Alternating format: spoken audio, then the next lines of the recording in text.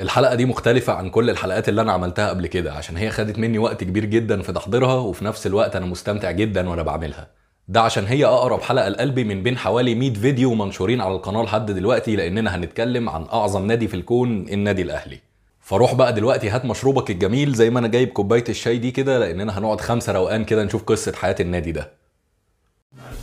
بالتاريخ لأول صفحة هتلاقوه علمه مليان نجوم تاريخه كله يعرفوه. الأهلي كيان كبير وعنده شعب بيعشقوه، جمهور وراه في كل مكان بيشجعوه.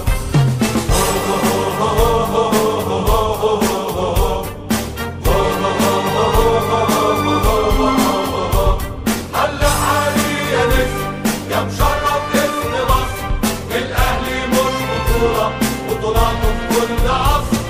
كسبت أو خسرت تفضل أعظم تيشيرت، وأنا هفضل صغير قدامك مهما كبرت.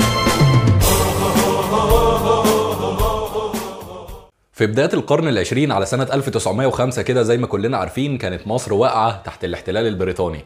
وطبعا يا سيدي مش محتاج اقول لك بقى ان واحد من اهم الرموز اللي كانت مشهورة بالكفاح ضد الاستعمار البريطاني لمصر ده كان الزعيم مصطفى كامل. واكتر ناس كانوا بيحاربوا معاه على فكرة النضال وان مصر لازم تتحرر هم طلبة المدارس وخريجين المدارس العليا اللي هي زي الجامعات دلوقتي والمثقفين عموما يعني.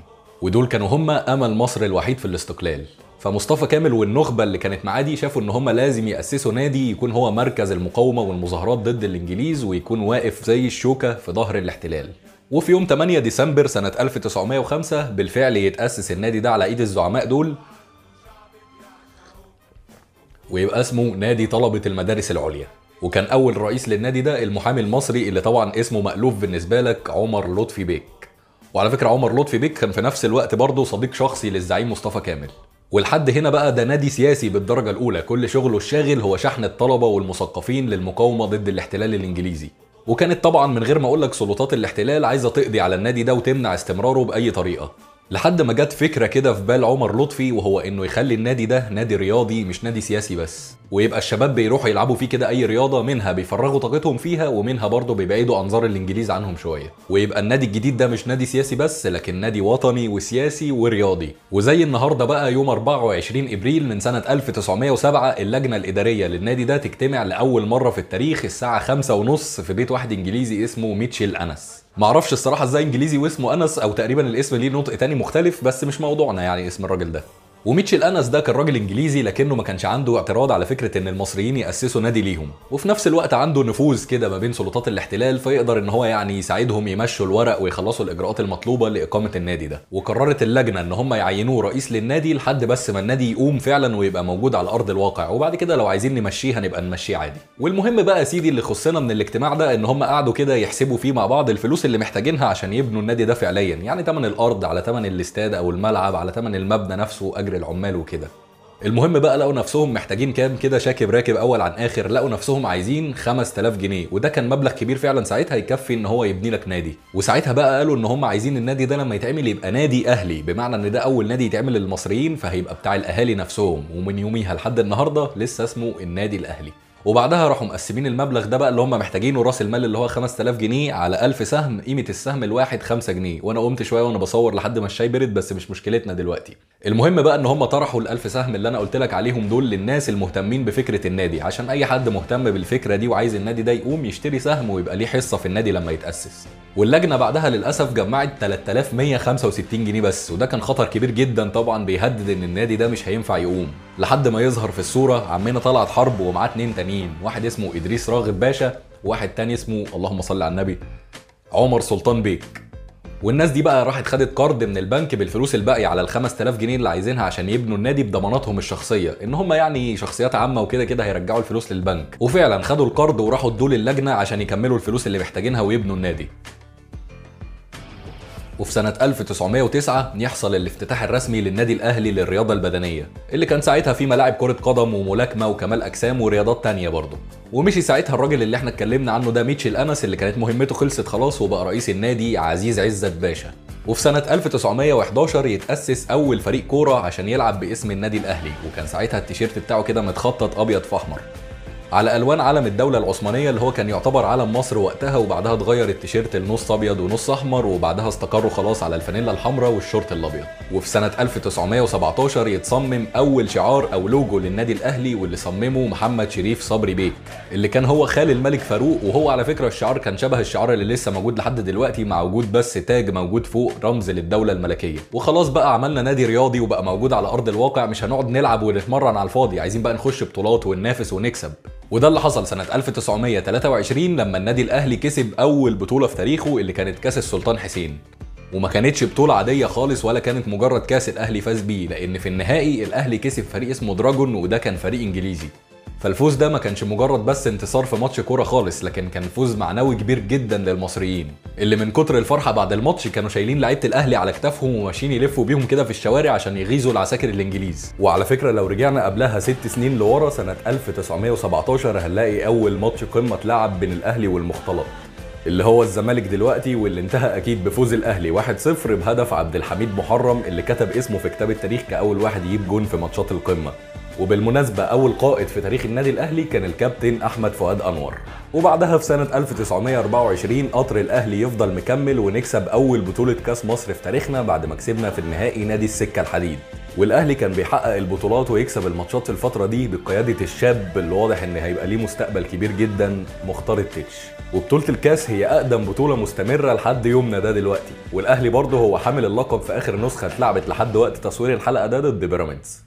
وبعدها بمفيش كده سنة 1926 قررت الجمعية العمومية للنادي طرد الأجانب كلهم من الأهلي نهائيا وتبقى عضويته مقتصرة على المصريين بس. وفي سنة 1928 يجي الماتش الأول من نوعه في التاريخ والنادي الأهلي يقابل المختلط في نهائي كاس مصر، وطبعا الماتش يخلص 1-0 لصالح الأهلي بجون ممدوح صقر. وبعدها بسنة سنة 29 يفتتح الأهلي ملعب النادي رسميا اللي كان وقتها اسمه ملعب الأمير فاروق اللي هو حاليا ملعب مختار التتش. وعلى فكرة في سنة 1930 كان في ماتش عادي بين الأهلي والمختلط في دوري منطقة القاهرة خلص 4-0 لصالح الأهلي، لكن المميز في الماتش ده إن مختار التتش بقى هو أول لعيب يجيب هاتريك في ماتشات القمة. وخلينا نعدي مع بعض كده شوية سنين كده فضل الأهلي يكسب فيهم البطولات عادي ويتسلى على المختلط كل شوية، ونوصل لسنة 1943. يعني مختار التتش اللي اعتزل 1940 كان معتزل بقاله 3 سنين وبقى مدرب للنادي الاهلي. في الوقت ده اتبعتت كده دعوه للنادي الاهلي من انديه فلسطينيه عشان يروح يلعبهم كده كام ماتش ودي عشان يدعمهم في قضيتهم قصاد انديه الاحتلال اللي ابتدت تظهر في فلسطين. لكن اللي حصل ان اتحاد الكره رفض نهائيا وما كانش موافق خالص ان الاهلي يسافر البعثه دي. ومين بقى كان رئيس اتحاد الكره وقتها؟ محمد حيدر باشا. اظن انك بدات تتجمع معايا هو ليه موقف مختار وحيدر تاج على راس الاهلاوي.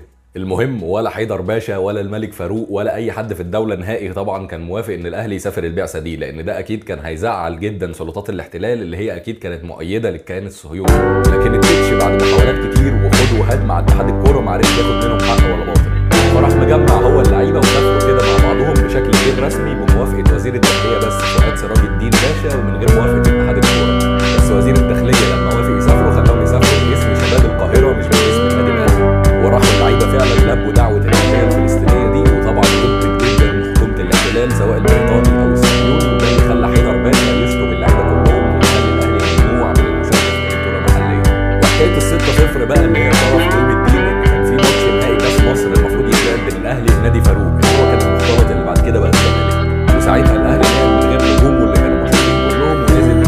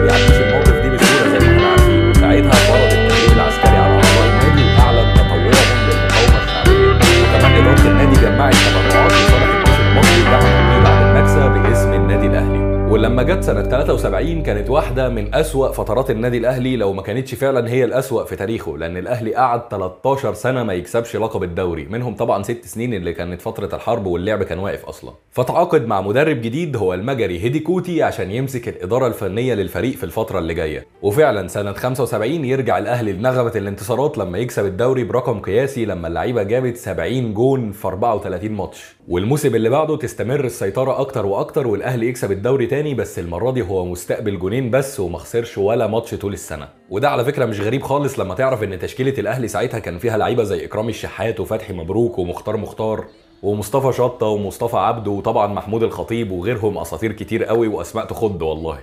وفي سنة 76 بقى كانت أول مشاركة إفريقية للنادي الأهلي في أي بطولة قارية، وأنا غيرت زاوية التصوير وريقي نشف وأنا بصور، فقمت عملت لي تانج بدل الشاي وانتوج غراب يعني عادي. والمشاركة الأولى للأهلي دي ما كانتش موفقة لأنه خرج من الدور الأول من بطولة أفريقيا للأندية أبطال الدوري لما خسر من مولودية الجزائر، لكن كان محمود الخطيب في الماتش ده هو صاحب أول هدف يتسجل للنادي الأهلي في البطولات الأفريقية. واستمرت سيطرة الأهلي على الدوري لحد سنة 82 اللي فاز فيها الأهلي أخيرا بأول بطولة أفريقية ليه، اللي كانت بطولة أفريقيا للأندية أبطال الدوري، لما خلص النهائي بنتيجة 4-1 للأهلي بمجموع الماتشين قدام كوتوكو الغاني، وساعتها سجل محمود الخطيب 3 جوان وعلاء ميهوب جون. وده اللي خلى في السنة اللي بعدها على طول سنة 83 مجلة فرانس فوتبول تعلن لأول مرة في التاريخ فوز لاعب مصري هو محمود الخطيب بجائزة أفضل لاعب أفريقي.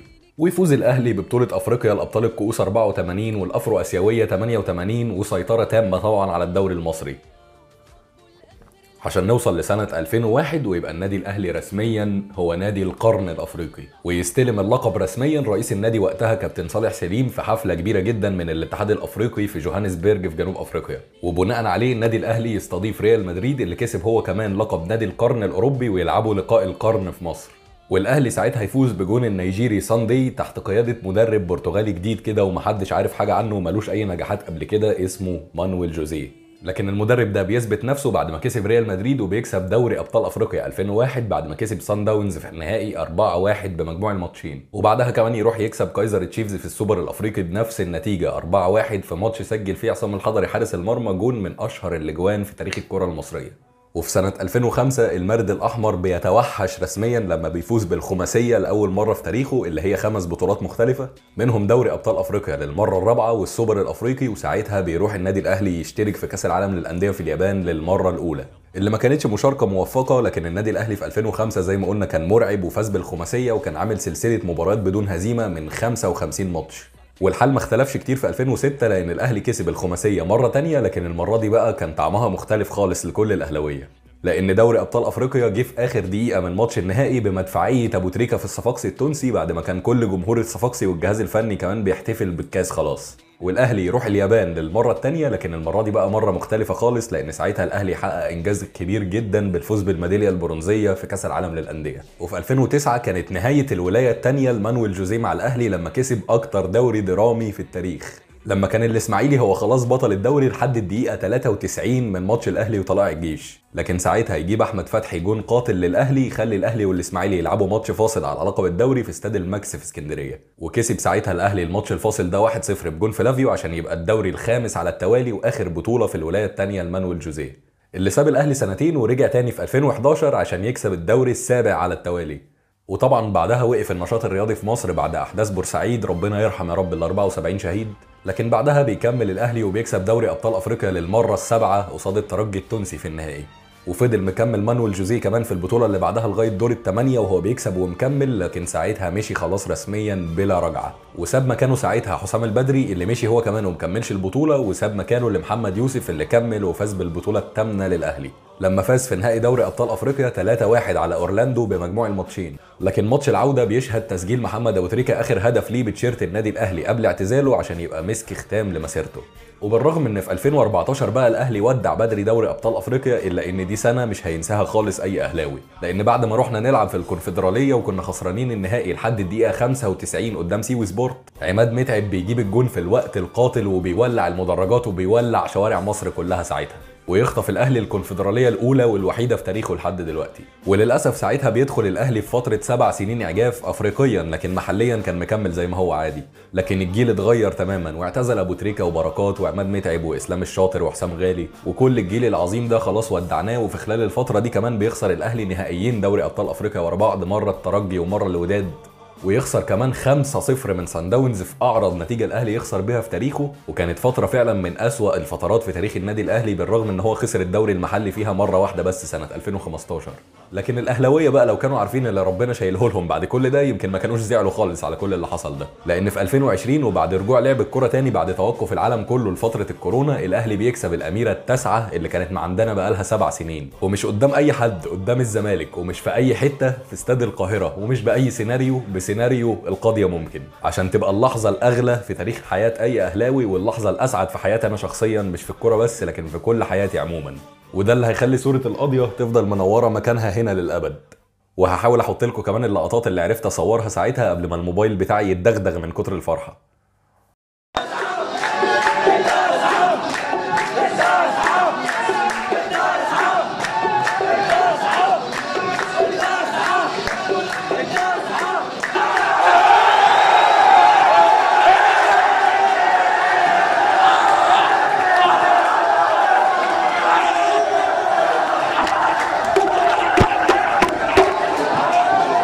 وفي السنه اللي بعدها على طول بنلحم بالعشره اللي بنكسبها قدام كايزر تشيفز، وعادي بنكمل احتفالات بالتاسعه ولا كأن حاجه حصلت.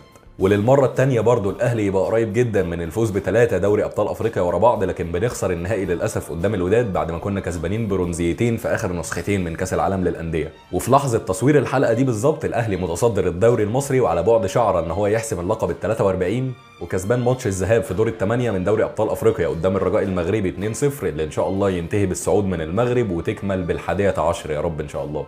وفي اللحظه اللي انا بكلمك فيها دلوقتي دي بقى دولاب النادي الاهلي فيه 42 بطوله دوري، 38 كاس مصر، 7 كاس السلطان حسين، 16 مره دوري منطقه القاهره، 12 سوبر مصري. وانت وراك حاجه ولا فاضي ونكمل بقى ولا ايه؟ عندك كمان 8 سوبر افريقي و10 دوري ابطال افريقيا، ودي كانت البطولات اللي الاهلي هو اكتر نادي فايز بيها. انما كمان عندك بقى واحده افرو اسيويه، على واحده كونفدراليه، على 4 افريقيا للانديه ابطال الكؤوس، على 4 بطوله عربيه، ولسه كتاب التاريخ مفتوح والعداد شغال بيعد. والموسم اللي احنا فيه ده النادي الاهلي ممكن يكون على اعتاب خماسيه تاريخيه جديده، لان الاهلي بينافس بشراسه على كل البطولات دلوقتي. وفي اللحظه دي بقى اقدر اقول ان كل الكلام اللي كنت محضره عن النادي الاهلي في عيد ميلاده ال116 خلص خلاص. وعايز اقول لك ان ما قدرتش اقول كل حاجه كمان، انا اختصرت حاجات كتيره جدا وقصص كتيره جدا وبطولات كتيره جدا عشان وقت الحلقه ما يأفورش قوي، بالرغم ان برضه هتفضل الحلقه دي هي اطول حلقه عملتها على اليوتيوب. فانا عارف انك ممكن تكتب لي في الكومنتات حاجات كتيره جدا وتقول لي ازاي ما اتكلمتش عنها، بس انا عايز اقول لك ان انا بلخص 116 سنه من العظمه، فلازم اختصر على قد ما اقدر. ولو انت شخص عربي مش مصري ما كنتش تعرف عظمه النادي الاهلي، فانصحك تخش تقرا اكتر عنه، لان انا هكون ظالمه من خلال الحلقه دي بس. وبكده تكون انتهت حكايه اعظم نادي في الكون لحد اللحظه اللي احنا واقفين فيها دلوقتي. ولو كان بقى الفيديو عجبك ما تنساش تعرفني الموضوع ده من خلال ان انت تنزل تدوس لايك وتشترك في القناه من تحت الفيديو لو ما كنتش مشترك. اما بقى لو كنت اول مره تشوفني فخش كده خد لك لفه في باقي الفيديوهات اللي موجوده على القناه، وان شاء الله هتعجبك. وبس كده، سلام.